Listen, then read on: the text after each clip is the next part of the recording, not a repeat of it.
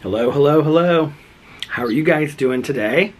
Well, it is like 5 till 7 on Saturday evening, and I'm getting a very late start to this video.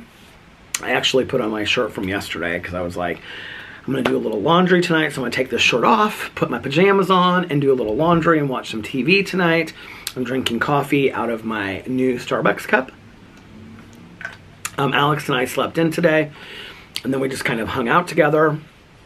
And then he was going to this Hamptons themed birthday party, so he was like putting his clothes together and getting ready and stuff. And so I was like, well, I'm gonna film a few videos. Caroline and I had done this video about our grandma, and so I was gonna post that video today, but I think I'm gonna post it tomorrow. And then I ended up doing this drama video for today. And then I did my PO unboxing of all of the cards and everything that I was sent for my birthday, which was so fantastic. It was so nice. You guys just made me feel so special. And I actually got this book about birds. And so I'm gonna sit out here tonight and I'm gonna like look through this book before I watch my TV shows. And then I filmed a Peterisms video, and then I filmed a review video, and now I'm filming my vlog. So I have filmed 5 videos for today. Yeah, and I am just relaxing now. So when I get done with this, I'm going to make something for dinner. Alex left about 5:45 to meet up with his friend first, and then they're going to go to the party after. And the party's supposed to go till like 11 or 12, and he said he's not doing anything after that, so he'll probably be home, I don't know, 12, 12:30, something like that.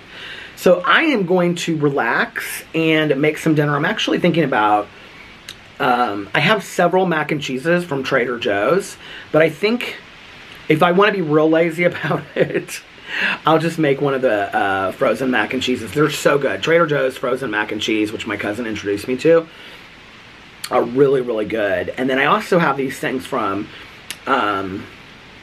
Trader Joe's that are like, they're not like really pot stickers, but I got the vegetarian ones. They have chicken and they also have beef. Caroline gets the chicken ones, and she said they're like 3 points for like 6 or 8 of them. And you just put a little like low sodium soy sauce on them, and they're delicious. And so mac and cheese and that will probably be enough for me. So that's probably what I'll eat for dinner. But I was thinking about making like a box of macaroni and cheese, because I have like 4 or 5 of them in the closet in the pantry that I haven't eaten, and that I got like a month ago at the grocery store. So I was like, well, I should probably use those. But that makes like an entire pot of macaroni and cheese, and then I'll end up eating all the macaroni and cheese and saving some for Alex for when he gets home. So Alex actually introduced me to something probably about a year ago, 6 months or a year ago, that I love, and it's putting hot sauce in my mac and cheese. I never would have thought that I liked it, and then one night I think I tasted his or something like that, and I was like, oh my god. Now he puts a lot of hot sauce on his. Alex puts hot sauce on like everything. I don't put a lot in. I just put like a couple like drops of it in there. I'll just like shake the bottle a little bit and put it in there. But I love the taste of hot sauce and mac and cheese. If you've never tried it and you like spicier food, you should try it, because it doesn't take away the flavor of mac and cheese. It just kind of, I don't really know how to explain it, but it brings the cheesiness out a little bit. It's really good.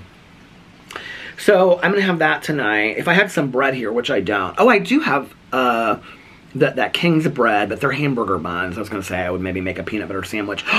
But you know what I do have? I have the leftover container of the pretzels with peanut butter inside. I got one at Costco. They were so good. Alex was like, we need to go to Costco or go grocery shopping tomorrow so we can get more Cokes and Diet Cokes. I'm completely out of Diet Coke. I actually, last night, I was going to have a Diet Coke sitting out here while I watched TV. And I had no Diet Coke left, so I had one of those pineapple juices, which was perfectly fine. But last night, what did I do last night? So Alex, oh, he went to the mall, and then he came home, and then we hung out for a little bit. I feel like we watched a TV show. I can't remember. Oh no, he was like in bed, like watching TikToks and stuff. He was so tired when he got home. And he showed me all the stuff that he bought, which wasn't like a lot. He bought like 3 shirts from Abercrombie. They're cute. They don't look like anything Abercrombie would have. They're like, one's like a linen shirt, and then the other one's like a knitted, the other 2 are like knitted shirts. He got them for like this party that he was going to tonight. But He was so cute. They're having like this photographer there, and so this photographer is gonna like, there's all these different photo opportunities that you can like take and whatever. So he like took like a costume change so that he can get pictures from this photographer, because Alex loves taking pictures and photo shoots and all that stuff. So he took a whole different outfit, and so yeah.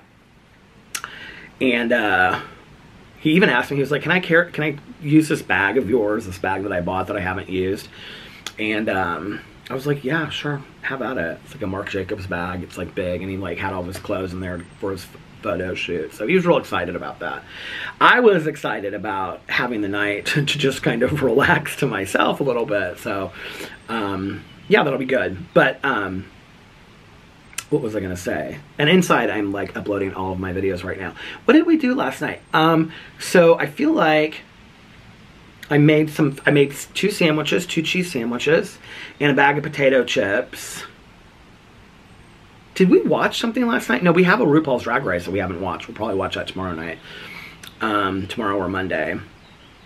Maybe Monday, because we have marriage counseling on Monday, and then I'm sure we'll get food to bring home after that and watch. Like, we have 2 episodes of Dubai, and then we'll also have an episode of Atlanta, and then we have RuPaul's Drag Race. So we'll have 4 shows to watch.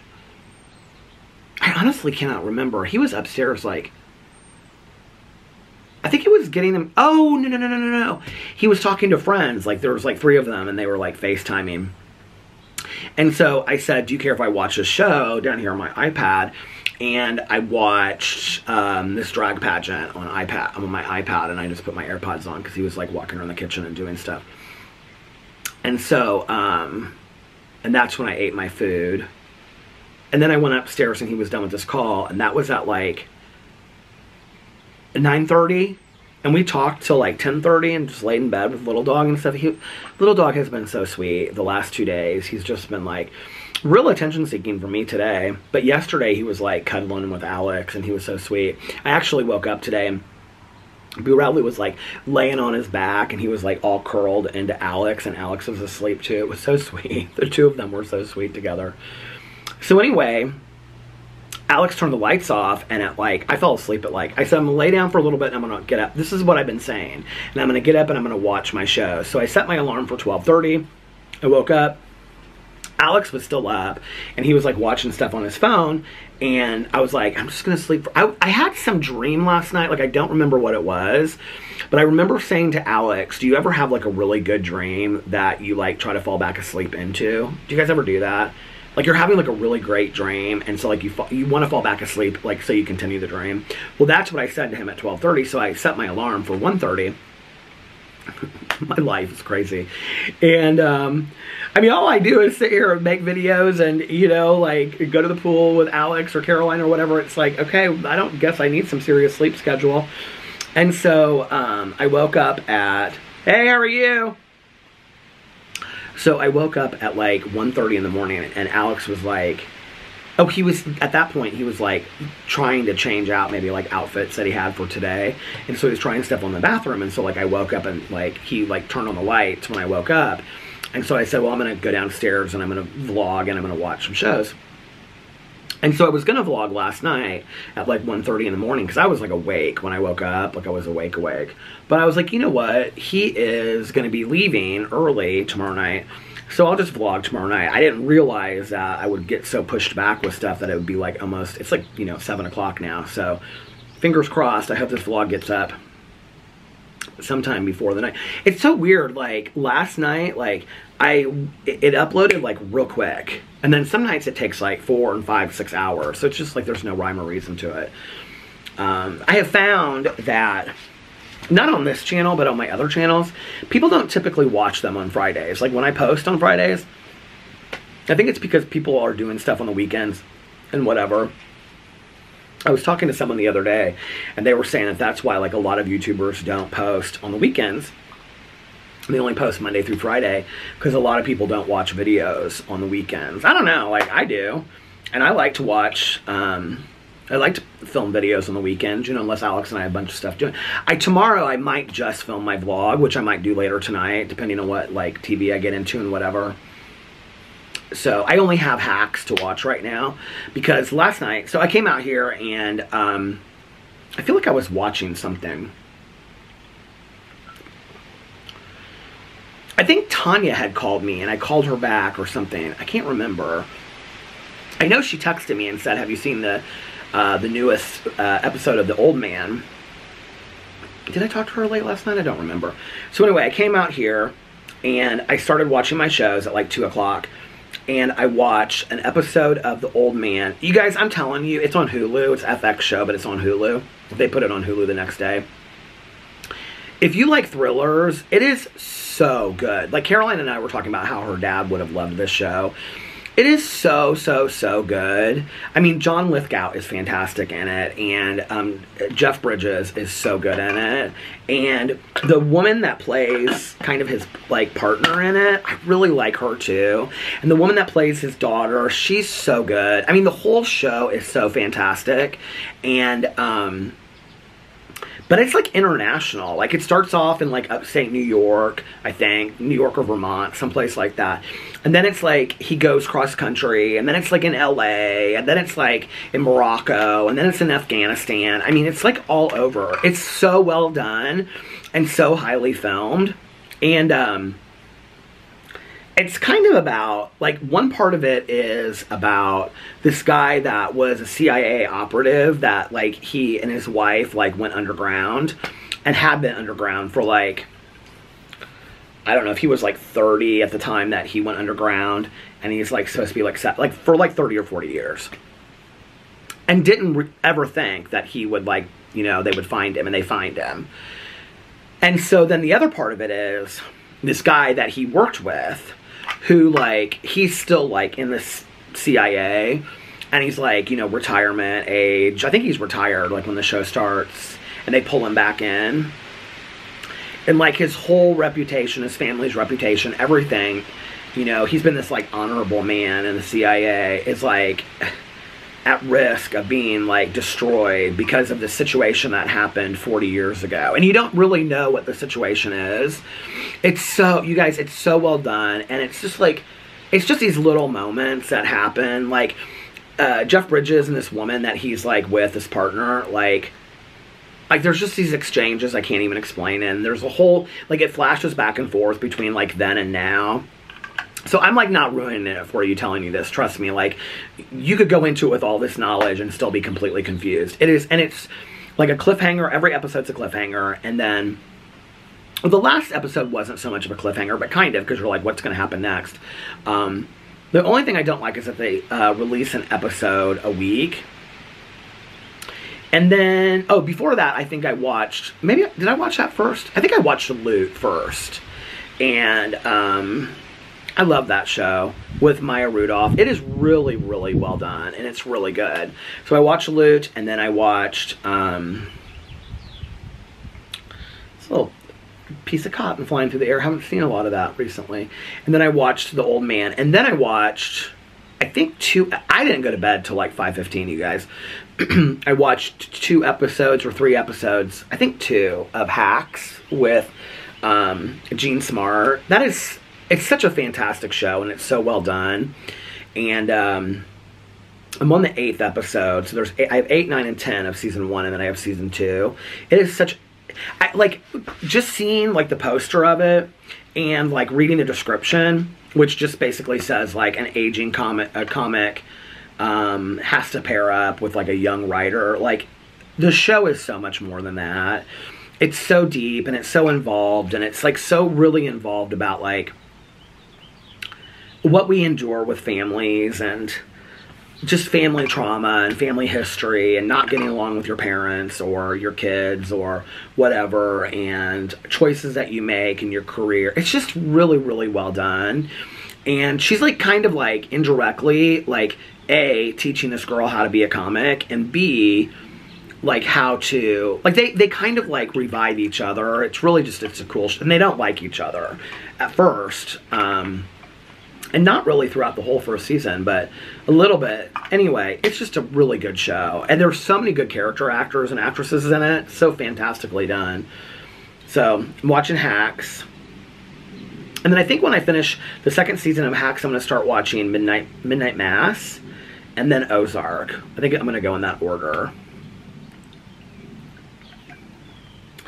There's a new documentary that just came out on Netflix. I want to watch this too. I might watch this tonight. It's like a one and done. It's like a movie. It's called like The Girl on the Street or something like that, or The Girl with No Face. I can't remember. But it's something about this woman who is murdered. It's a true crime documentary. Like, it's like an hour and a half or 2 hours long. It was like #2 movies of the week on Netflix, but it just came out. And it's about this woman who is found murdered, and she leaves behind like a 5-year-old son and an ex-husband, or like a husband, or ex-husband or boyfriend or something. I don't know, but it's supposed to be really good. It's getting really good reviews, so I might watch that tonight. I'm hoping that it doesn't get super cold out so I can sit out here, because it's real windy today.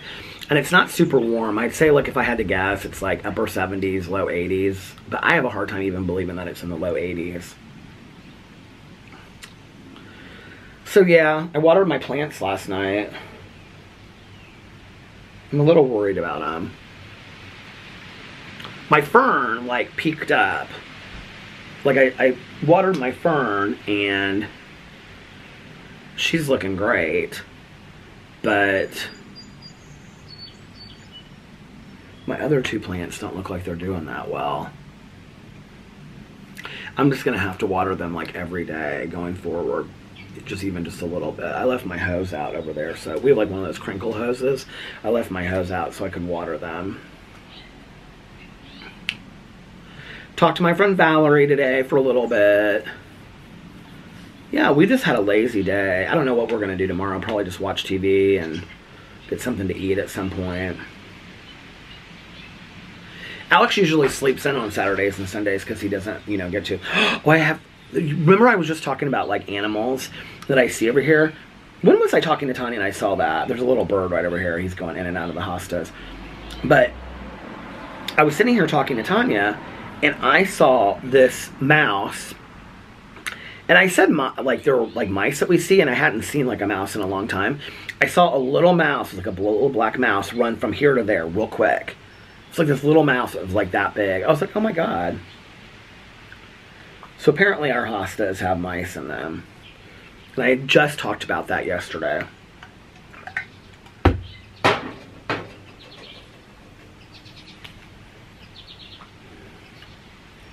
There's a lot of, like, birds and stuff over here. This one bird kept on flying over around here somewhere. I couldn't even really figure out where. It wasn't like, I couldn't tell if it was in the plants or not, but I was like, oh no, we're not doing that again. I'm not getting my hopes up for, you know, little bird babies and stuff, and then it never happens. We're not doing that again. It's a cardinal up there. That's the cardinal making a noise. I can hear, or I can see its like chest going out when it's doing that. It's a little itty bitty cardinal too. Just flew over the roofs of the house.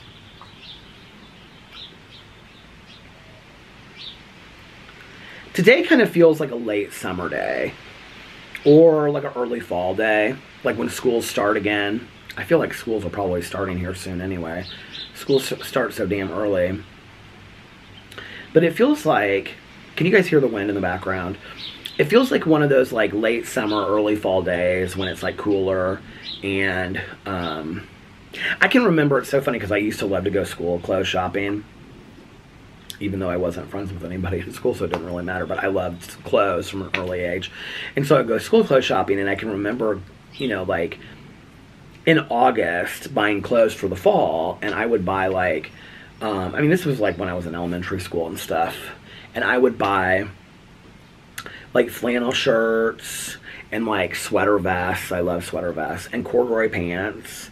And you know, I would go to school, and like now, I don't think we were allowed to wear shorts in school. I remember growing up that it was like such a big deal to like wear shorts to school. Like I feel like that was like a special day kind of thing.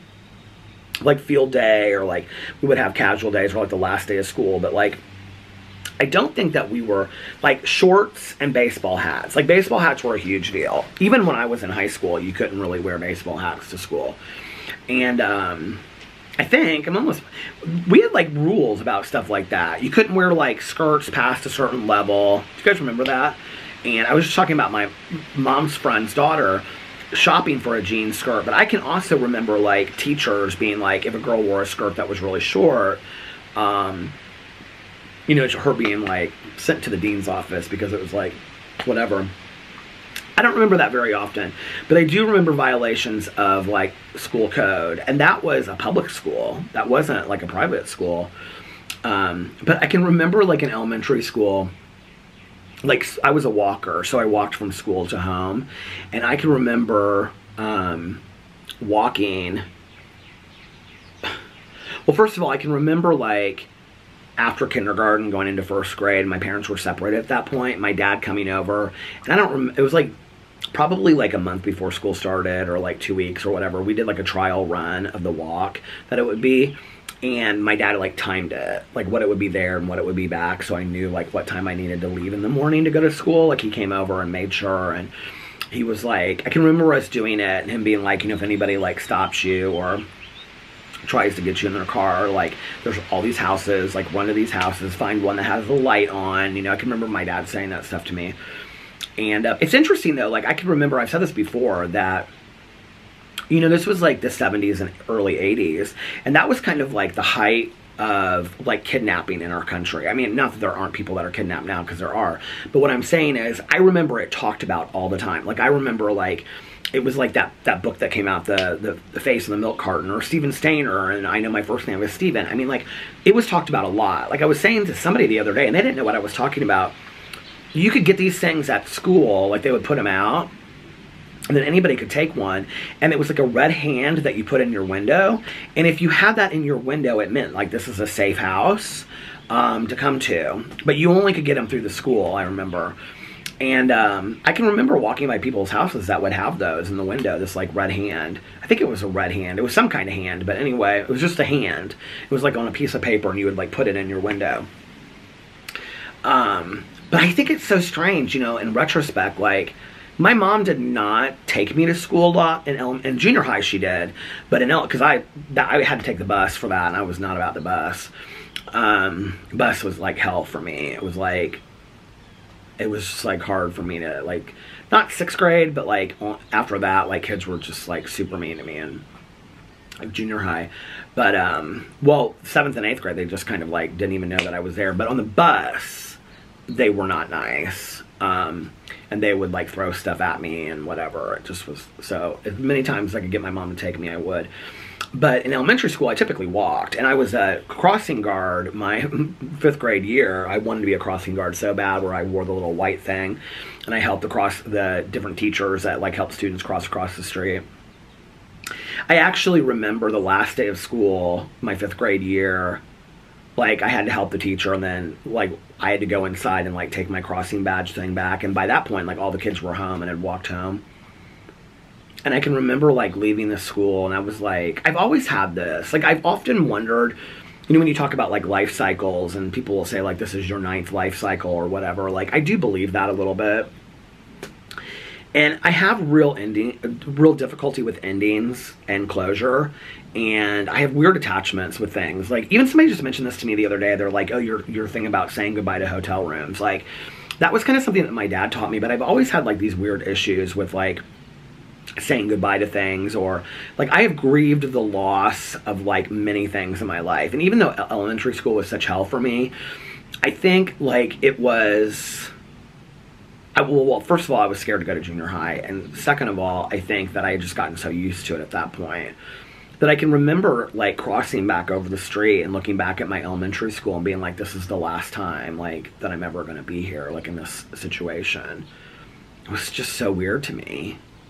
And I can remember just like walking / running home that last day, and it being like, this is the last day ever that I'm going to be, you know. I've had like so many moments like that in my life when people have moved, and I've had this like innate feeling that like we're never going to be like in this situation again. I've talked about this on here before. It's like my friends, like we all got together, and they're like, I had 2 friends in high school that were twins, and we all got together in one of their bedrooms, like our little group, the night before they were all leaving for IU and all these different colleges, Purdue, and we were going to IUPUI and stuff. two of us. And I can remember walking back out through the kitchen past our mom that was always sitting at the kitchen table reading the Bible. She was real involved in her church. I think she still is. And out to my car, where I always parked, you know, when I would come pick them up. And just like as soon as I like closed that door behind me of their house, like started sobbing. And just was like, this is over, you know? Hell, even just a couple years ago when I judged the beauty pageant, it's like I can remember like that was one of the best weeks of my entire life, meeting those people that I didn't even know, and then we became like such close friends and whatever. And I can remember that drive home, I literally like heaving sobs. And I think that's part of me not feeling included in things in life, and those moments where I felt like something had meaning to it or people had meaning to it. This little squirrel is so funny. He always just like goes right down the middle of the road real slow. But those moments or those things that I felt like had meaning to me, like I really struggled with saying goodbye to them in my life, you know? I keep on just going, like hopping from one memory to the next, but I can remember walking home from school in elementary school and it being so hot and me having like a flannel shirt on with a sweater vest over it and corduroy pants because it was fall and I wanted to look like fall. I had this little flannel shirt that I have a school picture with, and my mom and I I think the brand name was French Toast or something, but my mom and I used to call it my French Toast shirt. One year for school pictures. So anyway, I would walk home from school, you know, in these clothes, and I can remember just like taking off my sweater vest and being like, oh my God, I am burning up. I can't wait to get home. It's so hot. But one year we were playing out in the woods. I was like in 2nd or 3rd grade. I have to find this picture. Like my mom always bought the biggest package of pictures. I think I always wanted her to or something like that. And I like, of course I never had anybody to give them to. So I literally in the basement, you guys, I still have like, do you remember like the paper package envelope that it would come in and then it had like the window and then like the 8x10 was in the window? Like I still have like all of those down in the basement saved in my with my pictures. So I know I have this one somewhere, but it was like 2nd or 3rd grade. I think it was maybe 2nd grade. I can see it. I had like a brown sweater vest in it, I think. And so my hair was kind of a very much a bowl cut, you know? And it's so funny that they're giving that. I saw this meme. If you guys have seen Stranger Things, I can't think of the guy's name, which is it Will? Mike. It's Will or Mike, and one of them has like this horrific bowl cut right through the whole thing. Although he's such a sweet character this episode or this season. And I think everybody knows what direction they're going with that, but he's just such a sweet character. And so at the very end, this isn't ruining anything for Stranger Things. This will not ruin it for you, okay?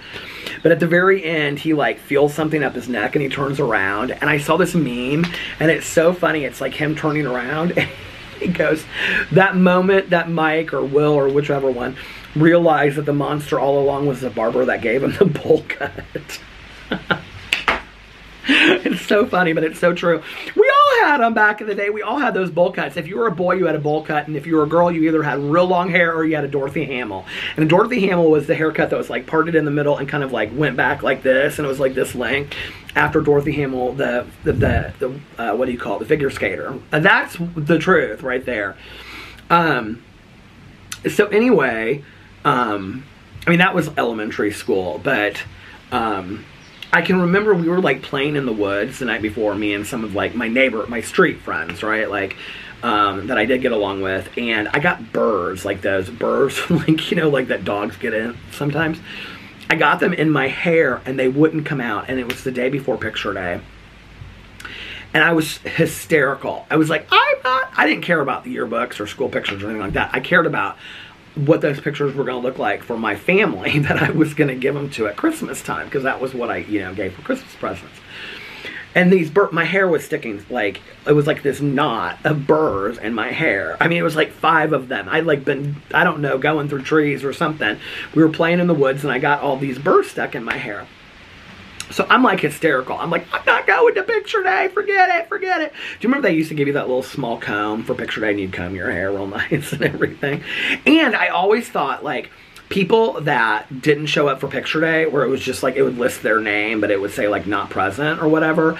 Or it would say at the end of it, like not present for picture day or whatever. I was like, that will never be me. Like I will always, I don't know why, like I have this weird thing about picture day, especially like in elementary school. I always just thought like, I'm not going to be somebody that doesn't have a picture next to my name. Like, I don't know why. It stopped. But I always felt real strongly about that. I have no clue why. So anyway, what was I saying? Oh yeah, so I had all these birds in my hair. Well, I'm like hysterical, right? So my mom calls my dad and she's like, Peter is hysterical. Like, I need you to come over here and settle him down because he's got picture day tomorrow and there's these birds. I don't know. My parents probably thought it was hilarious, right? So my dad shows up and he's like, we'll fix it. Don't worry about it. I'll cut him out. And, you know, I always saw my dad as this guy that could solve any problem.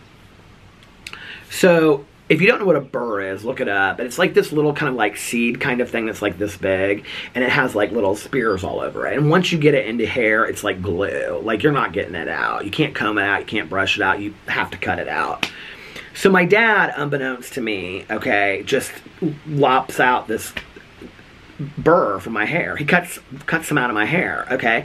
Well, now my hair is all over my head, about 2.5 inches long, and it lays down very nicely. And I was real into the feathers too, okay? I had to have the feathers and hairspray and everything.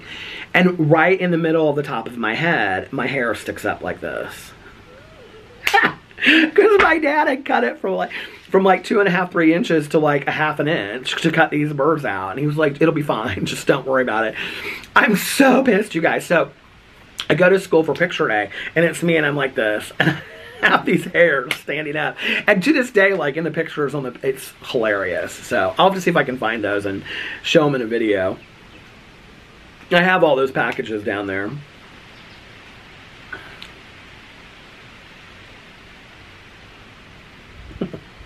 School picture day, gosh.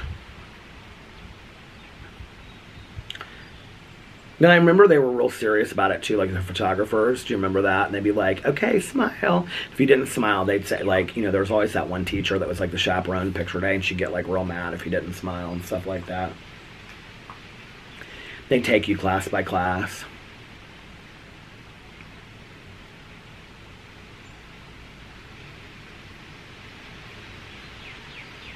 You know, I look back and there's like, it wasn't all bad. You know, like, it's real easy to sit on here on video and give like the main points and say, well, I was bullied for 12 years, which is true, I was. You know, or I didn't have any friends, which was mostly true. I mean, I had a few friends here and there. A few girls that I was friends with, you know, a couple guy friends that I had like for a short period of time. But by and large, like I didn't really have that many friends for a substantial amount of time.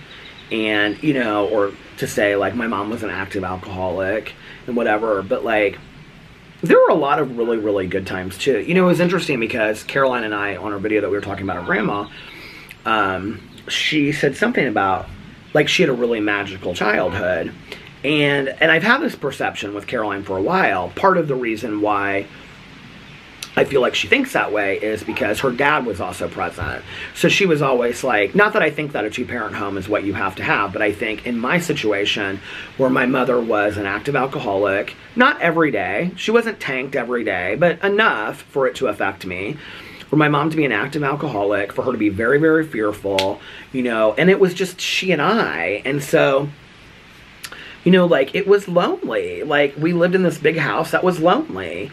And, for her and for me. And it wasn't like I had friends running in and out of the house. I mean, like I said, from time to time. But, like, Caroline has this perception. But what's interesting to me about that is that, like, on the weekends, when we would go over to my aunt and uncle's house, like, my aunt and uncle, well, my aunt, she was a big drinker. And all their friends were big drinkers. And so it would start with cocktail hour on the back patio. And then we would stay there. And, you know, so Caroline and I would watch a movie, or if Caroline was out with friends or whatever, I would watch a movie or something like in Caroline's bedroom, and and whatnot, and like our parents would like be hanging out with friends in the living room until everybody left, or they would like, my mom would sit, my aunt and uncle had this little like white wicker love seat with like a white wicker table in front of it. I remember it had all these magazines on it, and it was like when you walked into their bedroom, like they had this huge bedroom, and the bed and the love seat and the table were to the left, and then my aunt and uncle's bed was like straight ahead, and they had this like massive California king bed, and then they had this big screen TV that like sat in the corner. And so it was kind of like they had a living area and a bedroom all in one. And so my mom would sit there, and I can remember sleeping in Caroline's bedroom, and I could see down like, so Caroline's bedroom door was here, my aunt and uncle's bedroom door was here, and then it like went out into the entryway and then into the kitchen. And so when I would go to bed, I would sleep like in the guest, you know, in Caroline's bedroom. And she had like two twins at one point, and I would sleep in the one where I could see down the door. Or I would sit in this I would sleep in this day bed. She had a day bed by the window, and my mom would sleep in the other bed, or vice versa. But I can remember many times, like, seeing my mom go down and get another beer and come back, or another drink. And so they would watch a movie, and, you know, my mom and my aunt and my uncle would watch some movie together, and then my mom would, like, come to bed and basically, like, pass out after she had been drinking and watching this movie, and just smoke one cigarette after another. And, I mean, it was a different generation, it really was.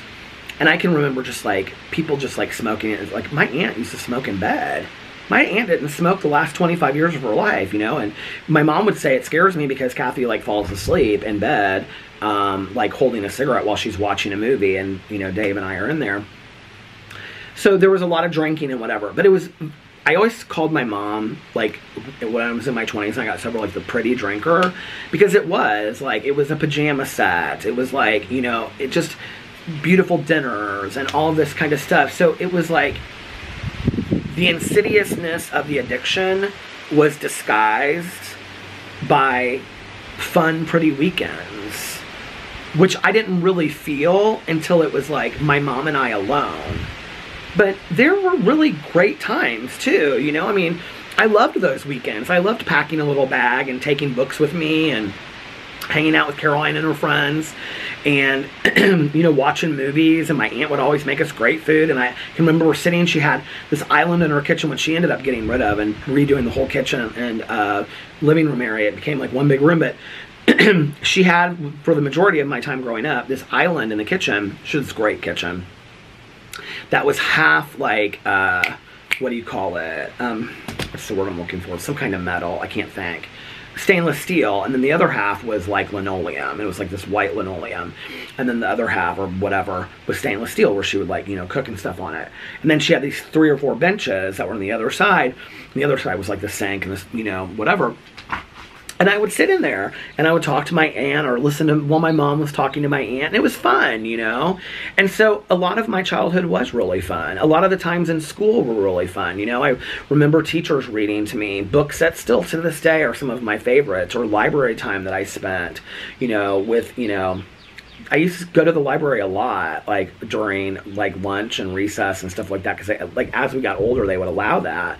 Especially in junior high, I spent a lot of lunches in the library. I actually kind of, like, volunteered to work in the library at one point. I did meet this guy that I became kind of friends with. We were both kind of, like, I think, losers, so to speak, and so we both, like, helped out in the library. And I remember what's really funny about that is, like, the librarian, like, allowed us to do that, but she wasn't very nice about it. Like, I remember that she was like, yeah, sure, you can help, but you're going to shelve these books. And it wasn't like she was like, you're going to shelve these books, like, give us something to do. It was like, it was kind of like she knew we were losers, too, and she kind of, like, looked down on us a little bit for it. And, you know, instead of, like, I don't know, taking some compassion on the fact that it was, like, he and I and then this girl, and having some compassion on the fact that these kids, like, didn't want to sit at lunch because maybe that was, like, a really difficult place for them, you know?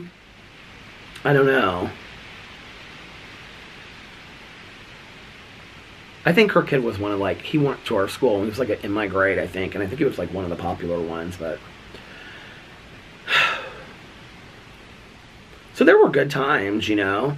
So, like, that last day of looking back on, you know, elementary school and 5th grade, I mean... my mom, up till the time that she died, she would like remember like my 4th grade teacher or my kindergarten teacher, and she'd say, do you remember so and so? And I'm like, yeah. My 4th grade teacher, like, we, after lunch we would come back, and I can remember this one winter.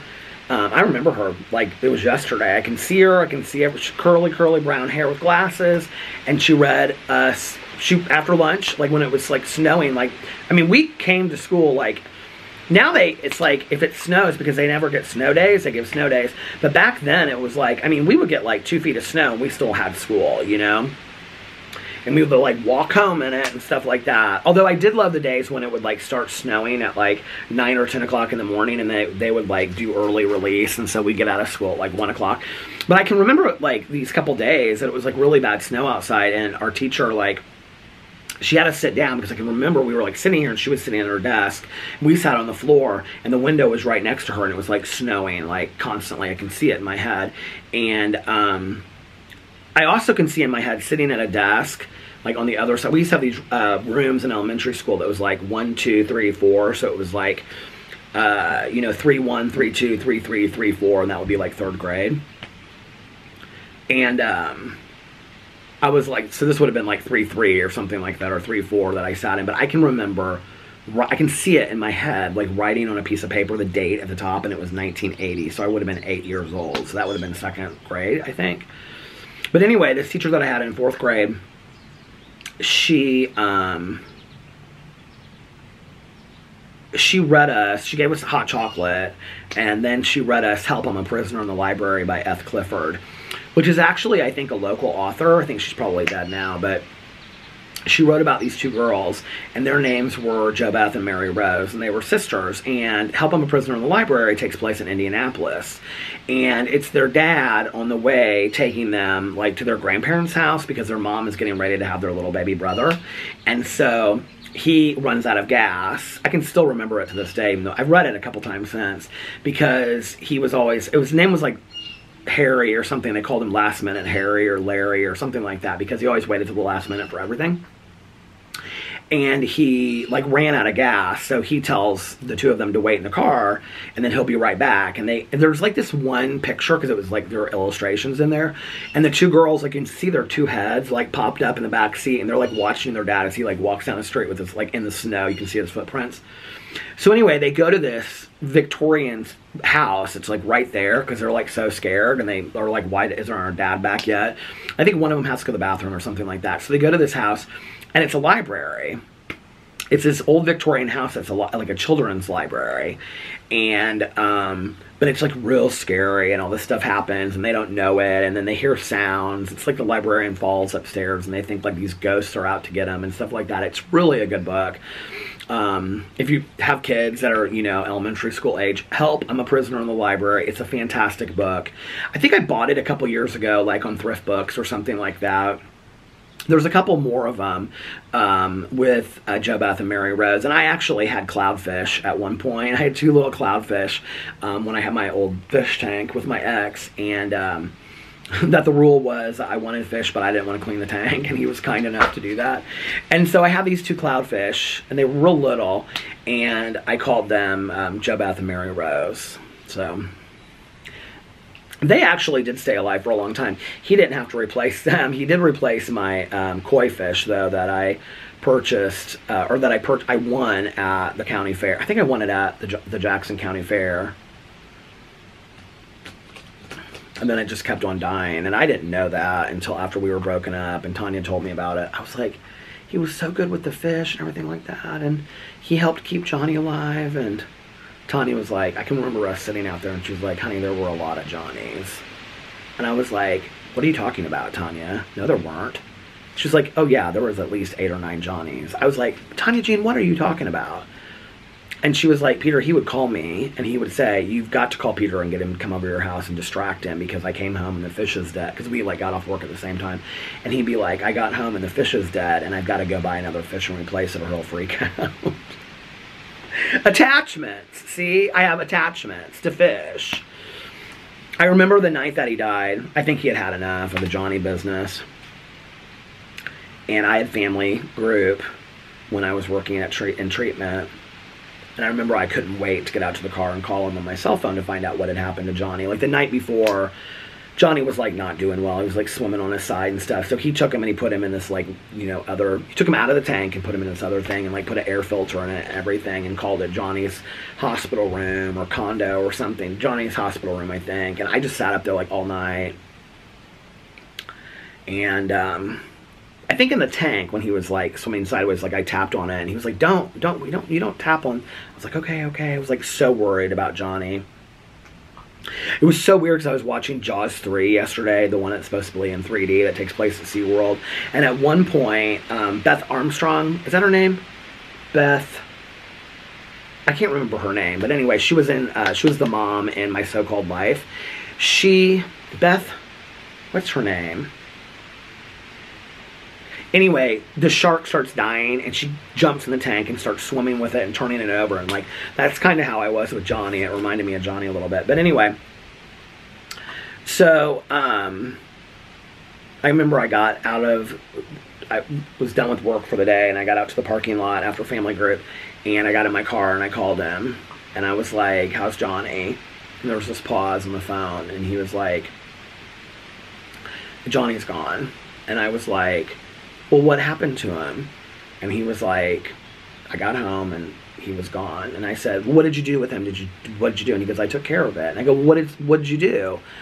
And he said, I flushed him down the toilet. And I said, well, did you say anything first? I'll never forget this. He was like, I've literally, you guys, all three guys that I have been with, my first boyfriend, my second boyfriend, and Alex, have been so kind-hearted to play into this just imaginative world that I see around me, and have been so compassionate. They just really, really have. And he said to me, you know, he goes, I said to him, you know, thank you, Johnny, for being a good friend. We'll miss you. We loved you. And I think, like, to this day, like, I still just have, like, huge issues with attachment. Like, I've tried not to. Yesterday, I actually went down to the basement for, like, an hour, and I started working on it.